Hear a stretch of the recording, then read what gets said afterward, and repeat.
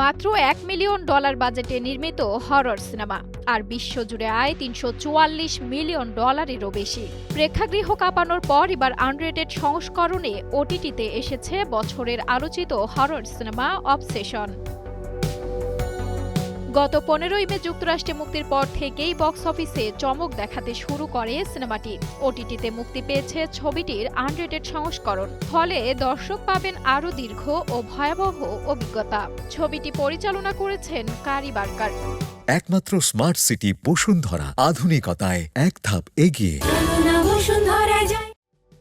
YouTube নির্মাতা হিসেবে পরিচিত এই তরুণ পরিচালকের জন্য অবসেশন এখন পর্যন্ত ক্যারিয়ারের সবচেয়ে বড় সাফল্য। ছবিতে অভিনয় করেছেন ইন্দে নাভারেতে, মাইকেল জস্টন সহ আরও অনেকে।